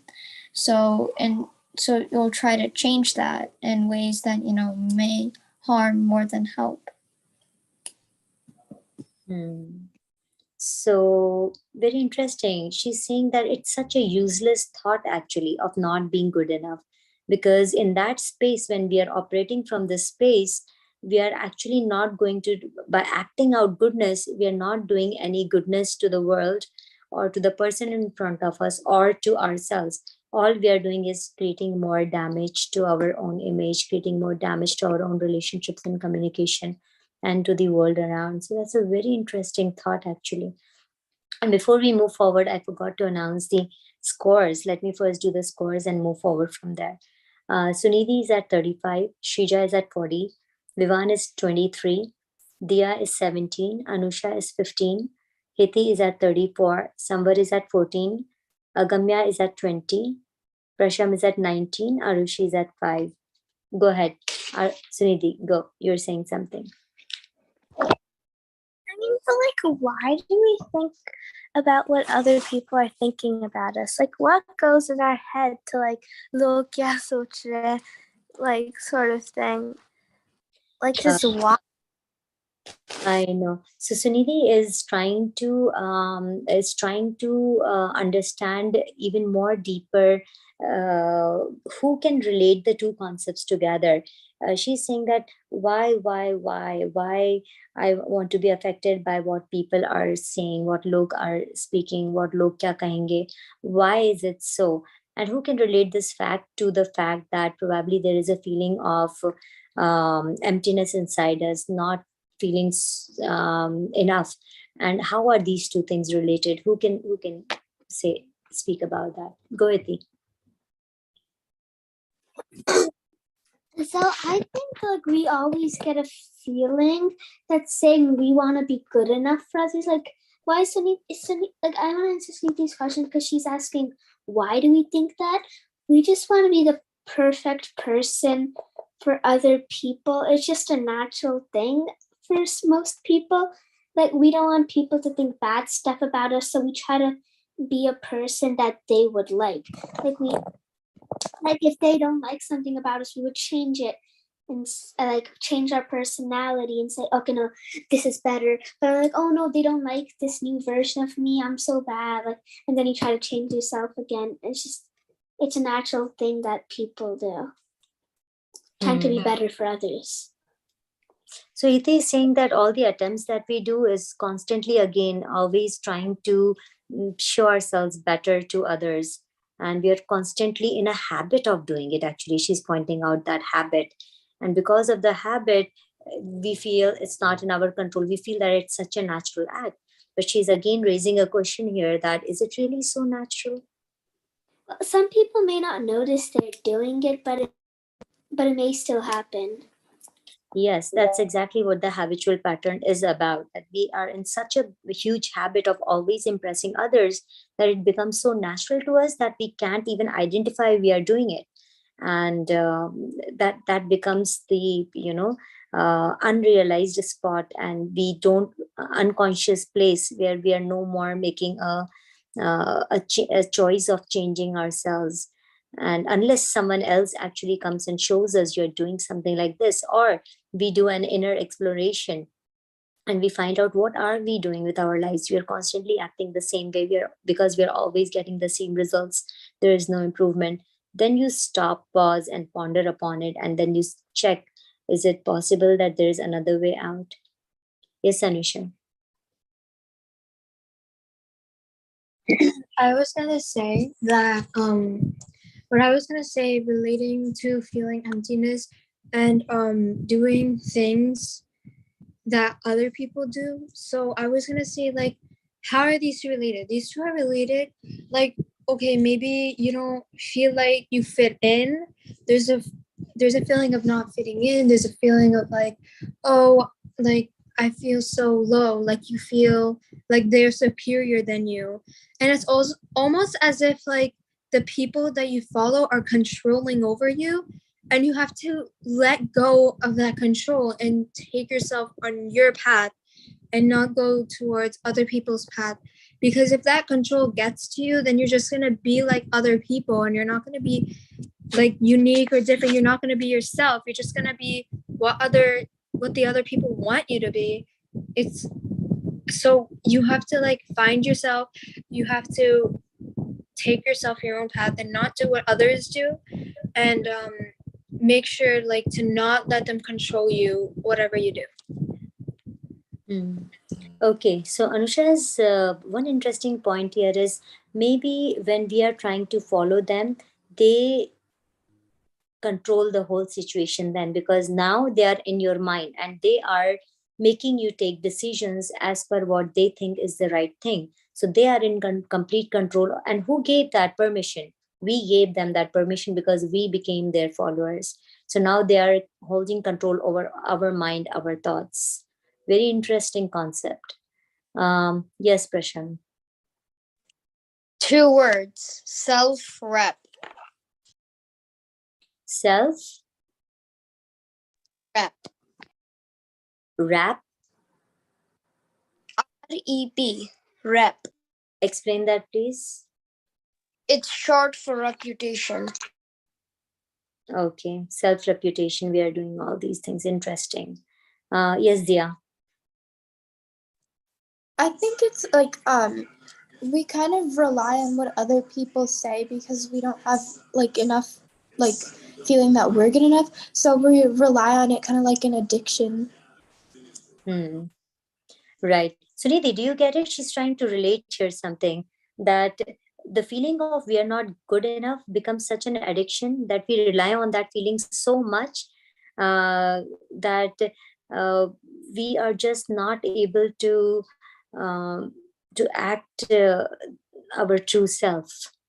That feeling is so overpowering that I'm not good enough, that it is constantly in your ears telling you that you're not good enough, you're not good enough. And you remember you said yesterday that when we keep on repeating things, it becomes our slogan for life. That's what we start believing in. And that is what we are believing in right now. And that's why it's so hard to break it. Right? Yes, Hiti. I also want to say one more thing related to this. So this is also another natural thing that all people do. So the first thing we think about is all the negative things about ourselves. Like when I play the trumpet, at right when I finish something, I always think about what I did wrong, not what I did good, like the negatives, not the positives. And like whenever I have my trumpet class, my teacher's like, okay, like if I messed up on something, it's like, okay, what are some things you did well? But I can never think of anything I did well, only the things I did bad. So that's like you're going negative, thinking more negative things about yourself than positive. So you see, like Hiti is saying, we are so much affected by others' opinions and judgment that we start seeing ourselves from the same angle. And now what people judge about us, we start judging about ourselves. So in the moments when we should actually reinstate our positives, we are only thinking about our negatives. That's why he says, like, after I play something, always think about two positives and then one negative. Think about what I played. Right. I mean, that's a good thought. But the thing is that the pattern is so addictive of negative thinking, or when someone has passed a judgment, our heart feels so low that it controls us. Others' thought, as Anusha said, others' thoughts become the controlling point for us. And we are always thinking what they will think, rotating around us. That if I make this mistake, if I make that mistake, then it is going to be judged one more time. So even though your teacher is guiding you that think of a positive thought, it's so hard to think because all the time we are thinking and we are being hurt by these judgments and opinions being passed on us. Can I speak on Hiti's behalf? Can I add something? So you know how Hiti was saying how she only looks at the negative side of the thing, and how like people maybe in some cases it could, like, I don't want to say it's like the best thing ever, but it could be a good thing sometimes. But like only if you're looking at from your point of view and not from what others think. Maybe it could be a good thing from your point of view if you feel like, maybe I can improve, but not saying that you're bad. You shouldn't say that and compare yourself to others. If you're not thinking about others and you think about yourself and you're like, I know I can do better because I know that that capability is inside of me. So I can definitely do this better, but I don't have to be as good as everyone else because I'm myself. Everyone is their own person. They can be good at, people have their strengths, they have their weaknesses. You just have to find it, and you have to see what level you can like go up till and what you can master. So Hiti really just has to like not be clouded by other people's judgments. It's best if she was clouded by her own judgment on how she feels, not regarding other people's judgments to her. Right, Anusha, but as we were discussing right now, that even a judgment passed by ourselves on us is still a judgment that we will always be coming from fear. Then I'll tell you something. Just last week, actually, I took a seminar among kids. These are all kids who were going to become IAS officers, which is a very high position. And I asked all of them, like,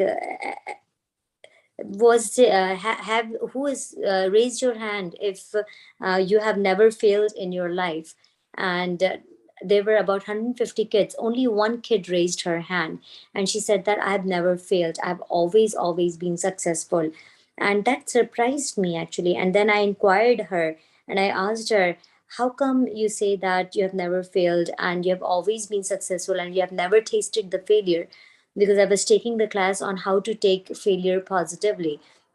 And she said that I've become so successful that now every single time I'm starting to do something, I have so much fear that no matter what, I have to do my best. And no matter what, I have to prove myself better than before. And because of that fear of proving herself better than before, she was always being a successful person, but based on fear, that if I fail from here, what will happen to me? But that was a driving force for her, and she always went on her success trip. She went on and on, but in her heart, all night she was fearful. Even before the exam, she's going through a lot of fear, a fear of what others will say, a fear of what I will say to myself in case I fail. That's why I have to study. I must be up all night and I should study. Though the results are positive, but actually the outside result is positive, but the inside result in her heart, do you really would pass her for this? Go, Gamya. I just want to make another point. So like according to what you said, I just wanted to say, like, if you keep thinking that same thing over and over again, you'll start to believe that and just get used to that. Like, for example, adding on to everyone else's point, if you only think the negatives, the positives they'll go away. You won't even remember. And it'll just be the negative thoughts flooding your head.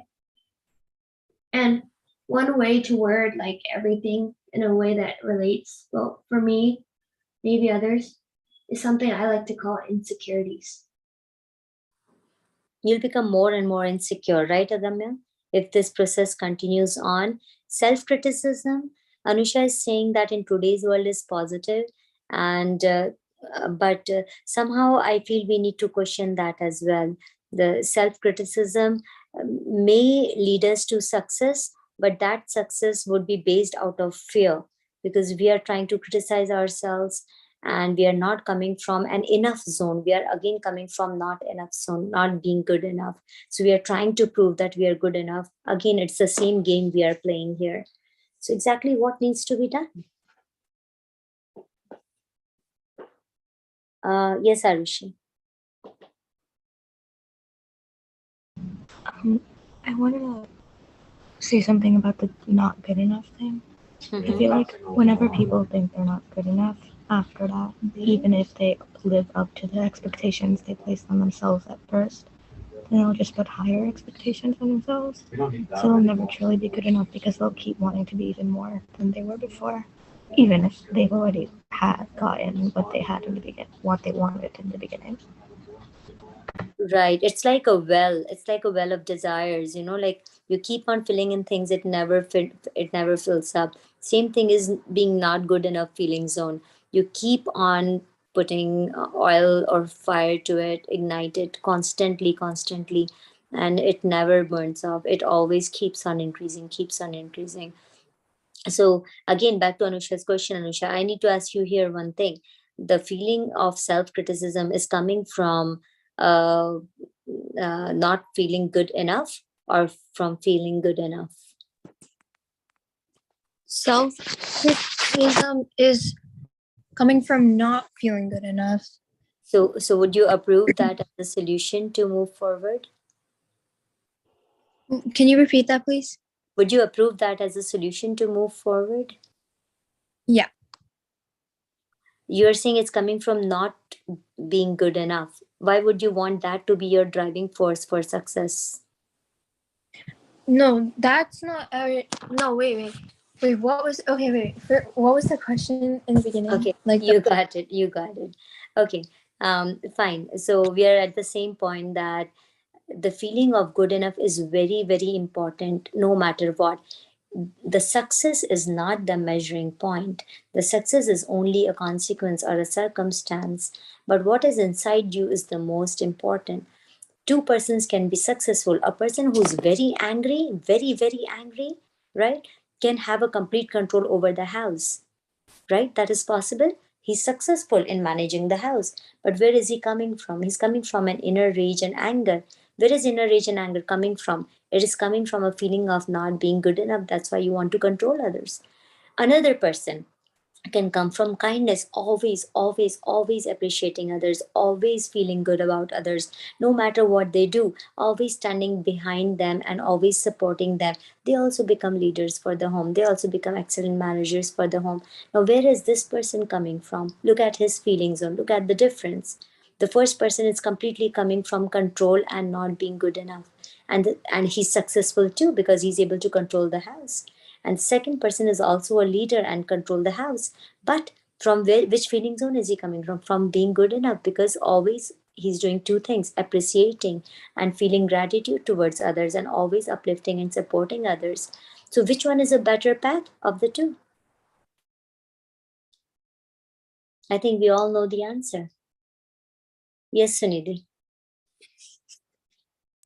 So I have like a point and sort of a question. Like my friend Simi, I know we shouldn't really compare each other to other people, but she doesn't care at all of what other people think or what she said. Like she's like so chill. And then I'm there like stressing, fussing over every little thing. And then she's like, "Why are you fussing?" Because it's not like they're gonna do anything that's life threatening. Like, you need to chill out. So then it's just like, how are like two people so opposite? Sunidhi is saying, let's see if I can put it. Yes, Sunidhi, let me try to speak what you just said. Okay, Sunidhi is trying to compare two people. Let's see who can give the answer, solution to this. She's trying to compare two people. One person is absolutely emotionally sensitive towards situations, always worried about if I may not hurt anyone by mistake. I'm very sensitive, and all your operation is constantly based upon how others, how never to create any disruption in others' feeling zones. So you're very, very sensitive and very, very what do you say, vigilant about others' feeling zones before you speak your words. Whereas there is another person right here who says, "Who cares what other people think? I'm just going to do what I feel is good, and I want to speak whatever I feel is right." And so these are the two behavioral patterns at the same time, and you can clearly see that these are two contrasts. Now, tell me, where is the balance?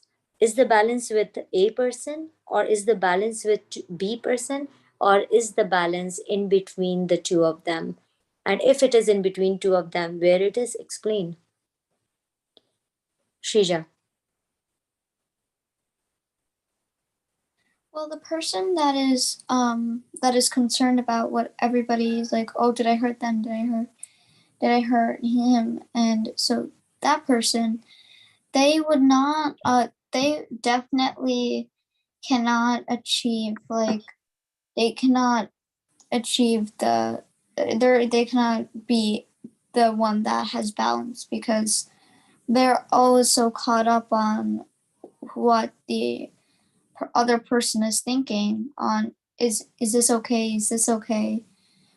Caught up in that she's like living in another world. And but the person that is always like chill and calm down, the person can't see clearly if they just live by their own rules. Because think about it, like if there's that one person that never listens to you, like when you're talking to them, they always, interrupt or do something to you. They don't achieve balance because they may be getting like, they may be getting like, oh, wait a minute, did this happen? But I don't care, right? They're not seeing the full picture. Absolutely. So Shreya is trying to analyze both the situations in her own language, and she absolutely gives negative points to both of them. The first person who's always absorbed with what others will feel log kya kahenge syndrome, and the second person who's always self-centered and thinking about never thinking about others, but always speaking her mind. So both the situations, as per Shreya's analysis, are given 0 scores. None of them is the balance. Who's next? Hiti. I kind of think part of what Shira said is kind of wrong in my opinion, because people who don't care about what others say about them, that's not bad. That's actually like good, like because they don't like they're not self-conscious about themselves. I feel like that's better than thinking about what others say about you. So, are you saying that the B person is good, is fine? There's no problem with the B person when they're speaking their mind? I think so, because I don't like Okay. what's wrong with someone not caring about what other people say about themselves. Okay, so Hiti is raising a question in the B scenario. What's wrong? I mean, if I don't care what others think and feel and say, I am speaking at least my mind. I'm being true to myself, she says. So what's wrong there? Sunidhi. I mean, I see what she's saying, but like I can't morally say that, because the thing is that the B person, they don't have any awareness about like who they're talking to. Like you can't speak your mind to your parents. Like you can't go yell at, but like to your friends also, you don't want to hurt their feelings just because you're angry. Like you can like rephrase it or something. Like you don't need to go full on like whatever's on your mind. Okay, Sunidhi is still questioning Hiti's viewpoint that you don't have to be so, I mean, probably the word she's trying to use is rude about your mind in front of others, what and how you say. Go ahead, Arishi. I also feel like you shouldn't completely not care about what other people think, because sometimes they may be saying something that may sound bad, but it could be true. And if you just listen to it, then you could make something small that can make a So difference. where is the balance, Arushi, then? Where is the balance? If both the situations are lacking one part, the first scenario is lacking one part, the second scenario is lacking one part, where is the balance? I mean, I guess it's just the balance of knowing when you should think, like caring what other people think, but not caring so much that it takes over who you are. Okay, if you want, you can come over here. So Arushi is giving a balance point here. You must care for others, be sensitive about others' feelings, but not that much that they start controlling your emotions and they start giving fire to your fears. There should be a balance there. Let's see who else can explain this balance in a better way. Gamya, go. Like, for example, say if you don't care about anything, it's actually giving you a compliment, you'd be like, I know, okay, I don't really, it wouldn't have much effect on you. Like say, your shoes are very cool. Like it wouldn't have much effect on you because you don't care what they're saying. So Agamya is just pointing out one thing, that if you don't care what others are saying, that it should not affect your feelings on.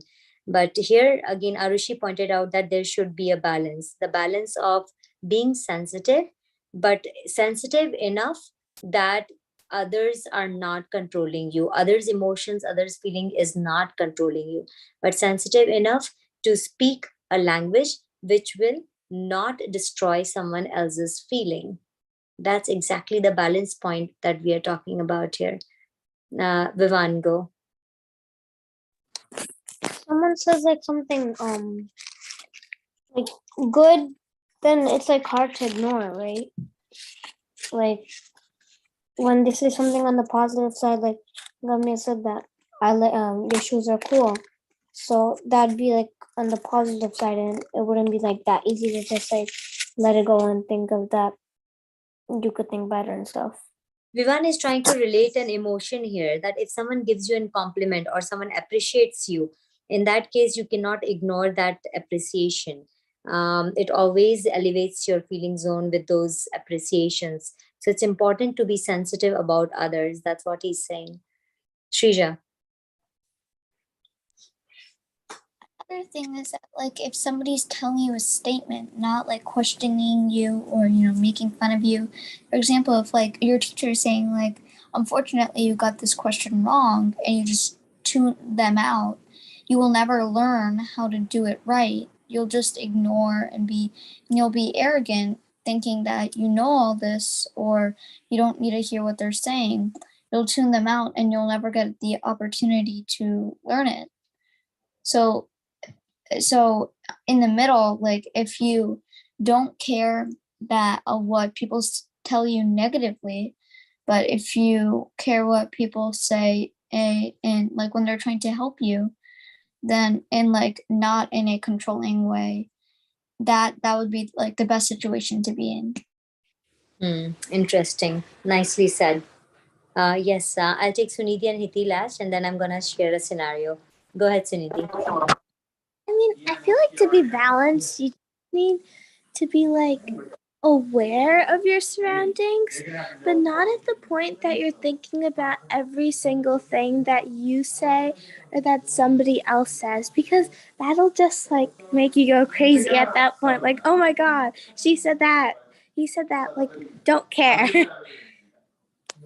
Absolutely. And Sunidhi, we need to do a lot of work on this balance. Constantly, we need to question ourselves, right?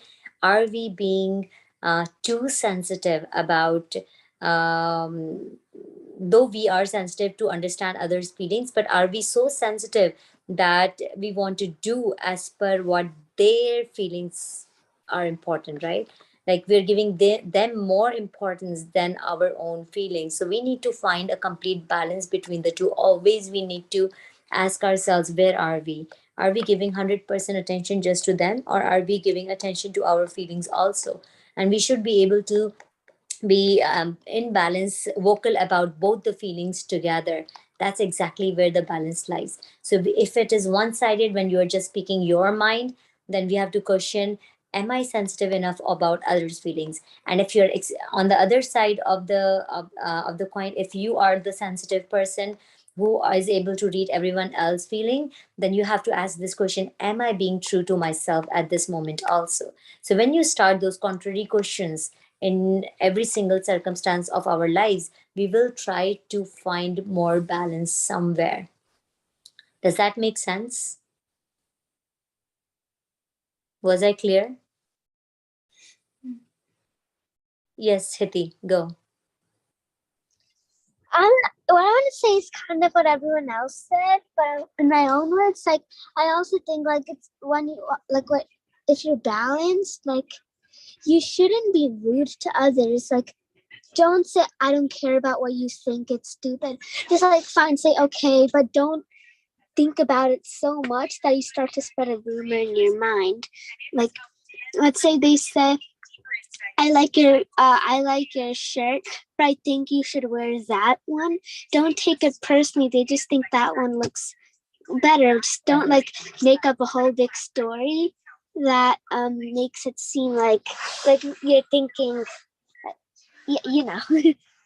Actually, very beautiful way you have put it. The amazing example. Suppose a person walks in, Hiti, saying and says that I don't like the shirt you are wearing. I think you should wear a blue color. And in that moment, she's saying that don't take it personally. The other person just prefers one color over the other. In that moment, I'm just trying to continue Hithi's viewpoint. In that moment, we must be able to see what is it that we also like, and we can softly put our viewpoint considering others viewpoint also.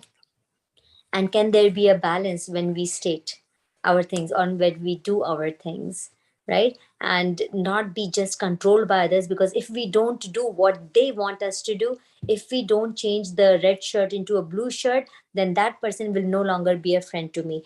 If we have that in our mind, then we will never be able to true to ourselves, right? And on the contrary, other person is saying, we are sensitive to what they are saying, we understand their perspective, so we can always say, I understand that you love blue color, you prefer blue over red, but somehow today I feel that the weather is calling me for a pink color. I hope you won't mind it. So you're trying to address his or her feelings, as well as putting forward your feeling of what you want. So it is like a balance between the two, instead of being completely controlled by others or by being completely controlled by your own mind. So it will be a balance of being sensitive towards their feelings and sensitive towards your own feelings at the same time. And sometimes you can also choose, hey, I know you like blue. Look, today I wore a blue because I felt that yeah, so I'm sensitive about what you're saying, and I'm okay to wear blue because I'm in the mood also. So you are able to state sensitively what they enjoy, what they like, as well as you're able to reinstate your viewpoints at the time when you feel like doing it. So that's exactly the place where balance needs to come. And we all must work on this. Whenever we speak anything to anyone, be sure to ask yourself, am I being sensitive to others, number one, and number two, am I being sensitive to myself also? Always find a balance between the two and then speak words. I'm telling you, this will make life much more easier. And you know what? This will fill us up with a lot of enough zones. We will feel a lot good about ourselves after this, because we respected our feelings, and we respected the feelings and sensitivity of others because we addressed it. So we are not coming from a not low feeling zone, but we are coming from an abundant, a high feeling zone here. Yes, Anisha.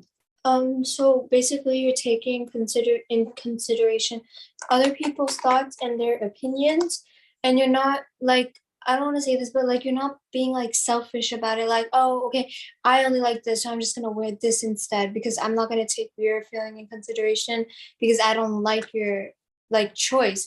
But instead what we did here is that we were less selfish, we were more selfless in this situation, and we were like, okay, you know what, you like blue, I'll wear blue today because I know you like blue, and I'll give it a shot and I'll wear it. I'll try to find how I feel in it. I'll try to find my comfort in it. Absolutely. So that's a good point. You can also say that, yes, you like blue, and let me try blue. Let me see if I'm comfortable with it. So you are giving yourself a try as well as respecting others' feeling, right? Or you can say the other way, that I understand you prefer blue, but today I'm really feeling like wearing the red dress or the white one. And I hope you understand. So you address the feelings as well as you put forward your aspirations right in spot. Yes, Agamya. Just to be clear, if we apply this and we do this, we will only have to be that one person, our true self, that we want to be in front of everyone, instead of having to be different characters in different spots. Very nicely said. Absolutely. Now you don't have to be a different character in different spots to impress others, to log kya kahenge syndromes. No way. You will be able to stand upright for your own values as well as be sensitive enough about what others feel and say. It will be a balance between the both. And that's just the perfect spot to be. So I'll take an interesting story before we end. That will be the discussion for next time.